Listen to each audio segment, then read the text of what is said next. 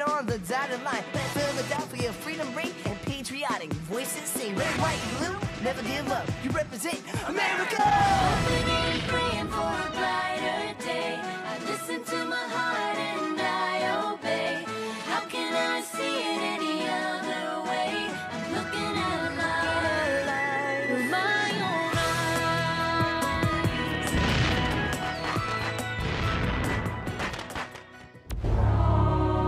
Here are some exciting scenes from today's episode of Liberty's Kids. Congress has lied to us long enough. Think of all we've sacrificed to win this war. I fought 6 years and not a penny. The time has come to take matters into our own hands. Without justice, the army is a powder keg ready to explode. And right now, I have no idea how to prevent it.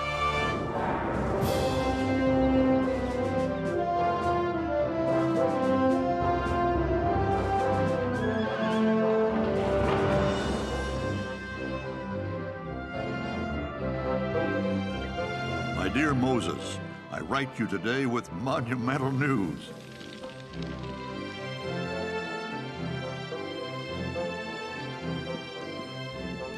Forgive me if it's not in my own hand, but my gout's been acting up again. Yesterday, November 30th, we signed a preliminary peace treaty with Great Britain. John Adams, John Jay, Henri Lawrence, and yours truly signed the document at the Grand Hotel Muscovite in Paris. For some reason, the King's emissary, Richard Oswald, didn't seem nearly as pleased as we were.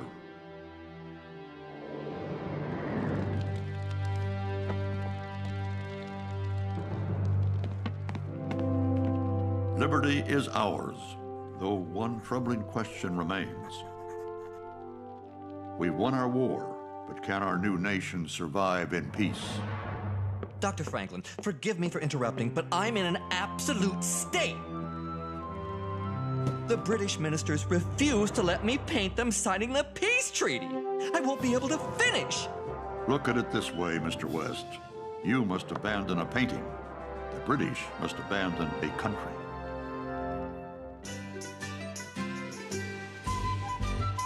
Dr. Franklin, your legs!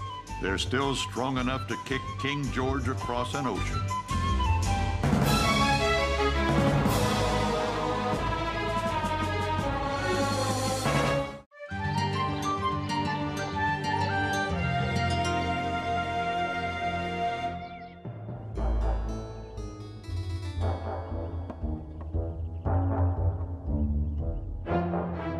Henri, at least pretend you have manners. Wait for me. Sorry, it just smells so good. I wish Dr. Franklin were here to enjoy this with us. Me too. Can you pass the beans?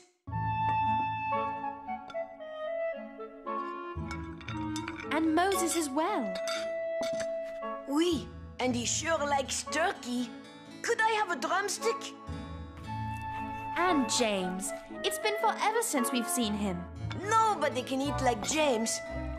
You going to have some of those yams? Sarah, Henri, working on a story. General Washington, Army, Congress, you have to come with me. Oh, I'm sorry. You're eating. Forget eating. This sounds exciting.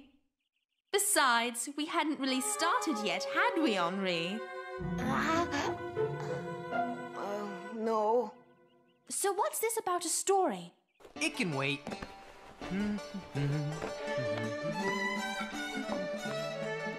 I haven't eaten all day. But we haven't seen you in months. And you can't just leave us hanging. Yeah, we are journalists too. Okay. What if I told you General Washington could have had the chance to become King of America? If he had become a king, then I am the Prince of France. I don't understand. Didn't he fight to get rid of a king? I'd better start at the beginning. Remember how I went to visit General Washington and the Continental Army?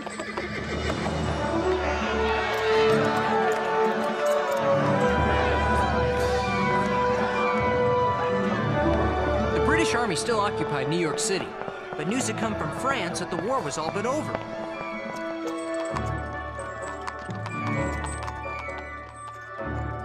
Whoa, Caesar. Time to eat.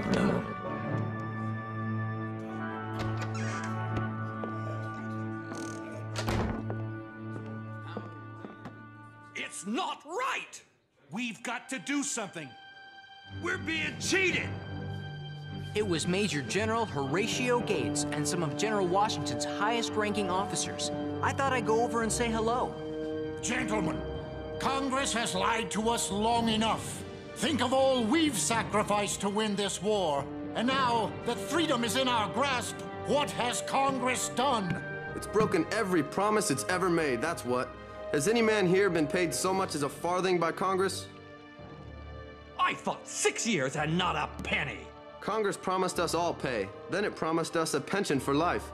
Now it wants to discharge us without giving us either. Did we serve our country just to lose our property and end up in debtor's jail? We must demand our rights. If Congress refuses, I say we march down to Philadelphia and answer them with muskets. Where does His Excellency stand on the matter? Where does Washington stand? He cannot speak publicly on the matter, but I assure you, we have his support. Why else would he allow us to meet tomorrow? Read this, circulate it to bring more men to our cause, then meet at the new building tomorrow at noon. The time has come to take matters into our own hands.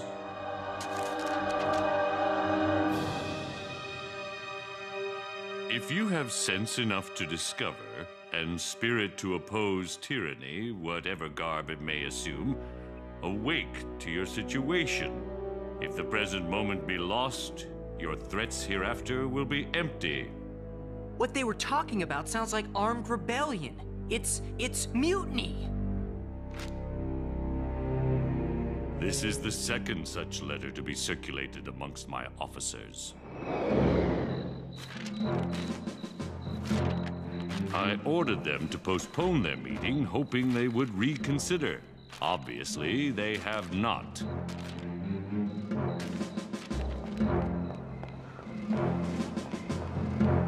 If you ask me, they're no better than traitors. On the contrary, James, I consider them heroes and patriots of the highest order. They risked their lives to fight for a new form of government. And now they feel that government's turned its back on them. But what they've said about Congress comes from honest frustration. They haven't been paid, and there's little chance they will be. But why? The National Treasury has no money. Congress has no power to raise taxes. And the states can't pay what they promised to. The simple truth is that without a strong central government, our republic cannot survive. I heard one of the officers say that you would support an armed uprising on Congress. Is that true? There's something I'd like you to see.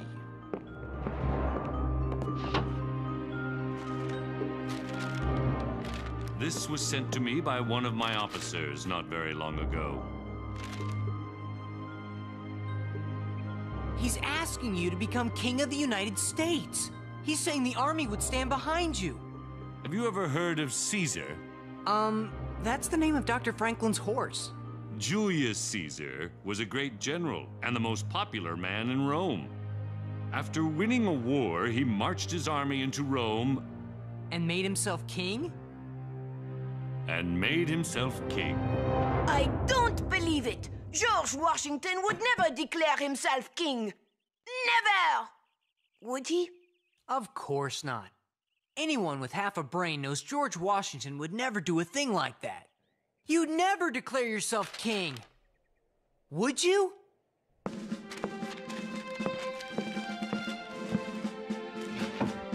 No, James, the very idea is abhorrent to me. To say nothing of the fact that neither the American people nor the vast majority of soldiers would stand for it. The army exists to serve Congress, not the other way around. I thought everything would be fine once the war was over. Now it seems like things are worse than ever. Without justice, the army is a powder keg ready to explode. And right Now I have no idea how to prevent it.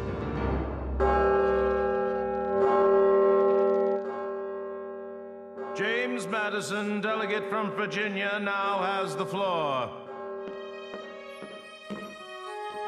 Gentlemen of Congress, we have no power to act. We have failed to live up to our promises. Now, General Washington warns of an armed uprising against us. Armed uprising? Outrageous! Who are these men? This must not stand! The army shall not rule. If we do not find some means to pay these honorable men, God only knows what will happen next.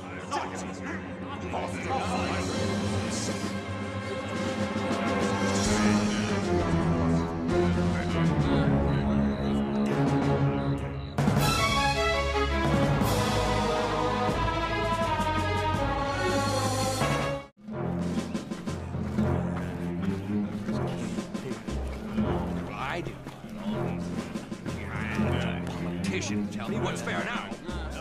Congress. Everything. I want my money.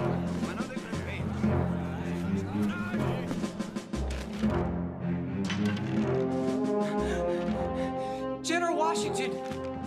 The officers at the meeting hall! I've been composing my speech. It will be the most important one I'll ever make. I only hope it doesn't fall on deaf ears. I'd be willing to listen, if you'd like to rehearse it. Perhaps that's not a bad idea. You wear glasses?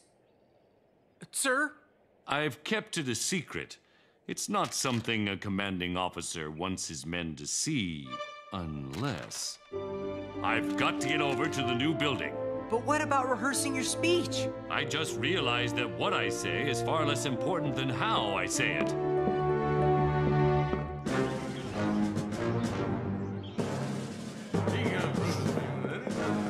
Gentlemen, we are gathered here today to make a decision. Shall we stand down and receive nothing for our efforts, or shall we rise up and force Congress to give us satisfaction?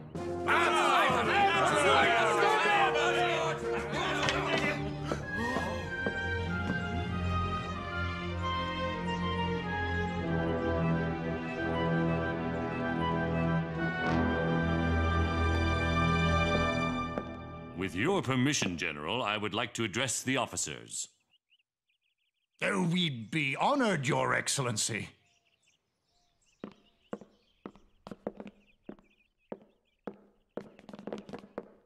Gentlemen, I am well aware of your concerns and have written to Congress requesting a fair settlement.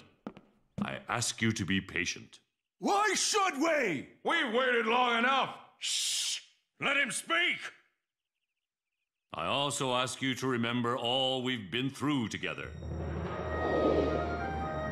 The hardships at Valley Forge.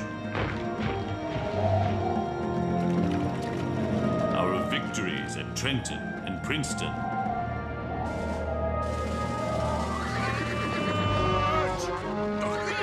The fiend! Klaus!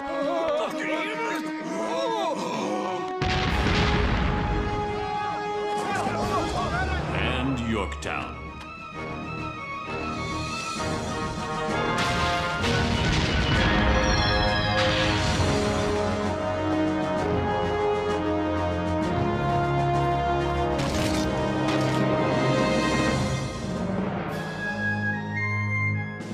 Think of our brothers in arms who sacrificed their lives for liberty. Do you really want to turn your backs on them?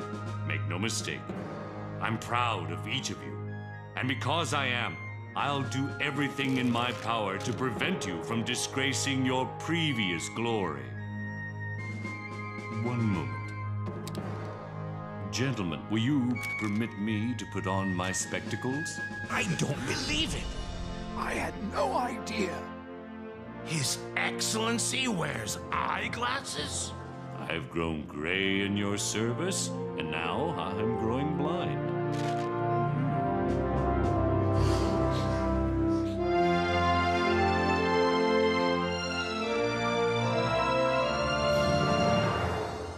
stopped a rebellion just by putting on his eyeglasses? They had sacrificed a lot for their country. But when they saw how much Washington had sacrificed for them... What happened to their rebellion against Congress? It ended right there. Washington walked out, and the officers voted unanimously to reject any acts of violence. In fact, they agreed to let Washington work out a fair payment for them from Congress. Did he? Full pay for 5 years. It sounds like they would have followed him to the ends of the earth. They didn't have to go that far.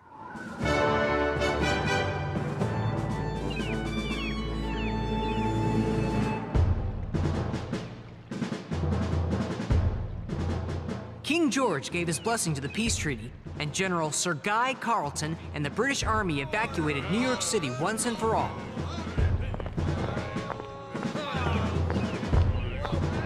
The Americans want their own country so badly. Well, they can have it. Julius Caesar made himself a dictator. But you know what George Washington did?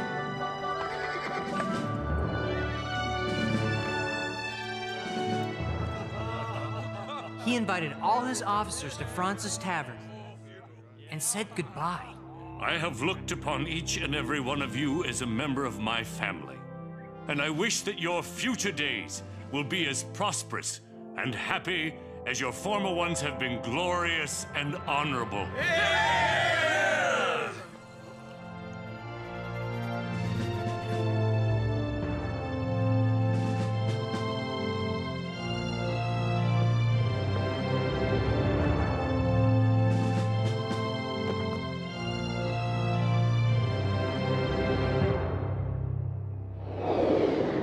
You know what I'm going to put in my story?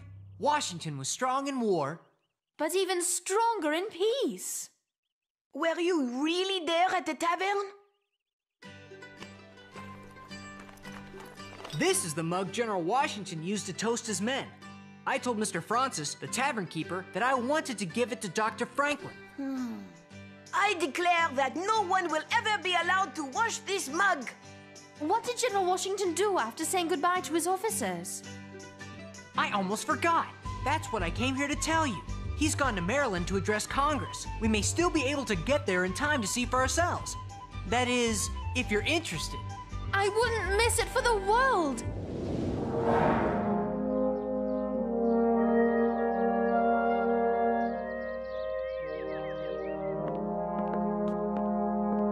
Gentlemen of Congress, I've come here today to thank you for your faith in me, and to surrender to your hands the trust you placed in me. When I accepted my commission, I was afraid I wouldn't be able to live up to your expectations. But I gained confidence from knowing that our cause was just. If I may, I'd like to speak of the debt I owe to the Army, and in particular to the members of my staff. A better group of men does not exist anywhere. I am fortunate to have served with each and every one of them.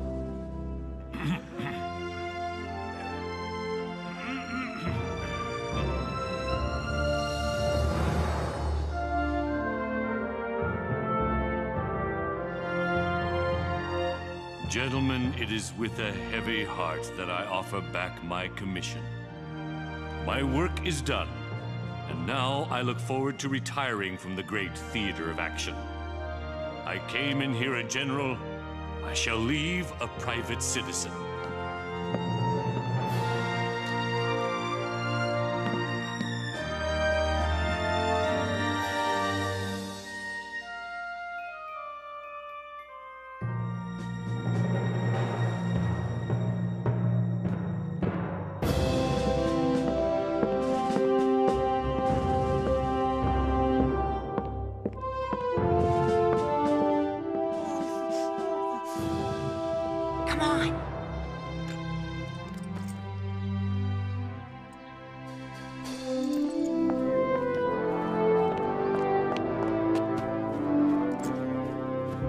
General Washington, sir? Can I still call you that? I don't see why not, James. Where are you going now? Home. I have a farm that needs tending to.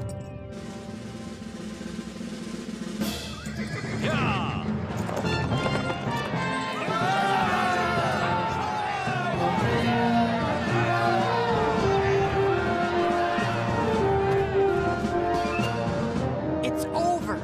The war is really over. It's over! Huzzah! It's over!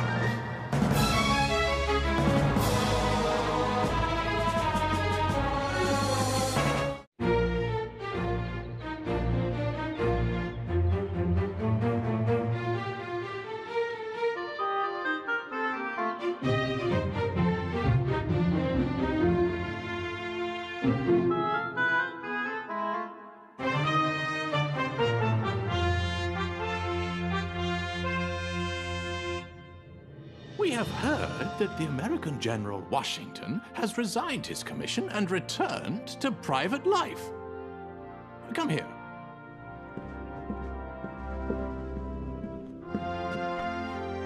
The country could have been his for the taking.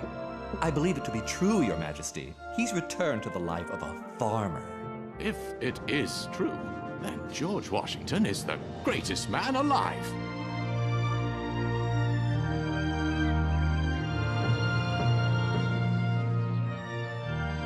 Does it look all right, sir?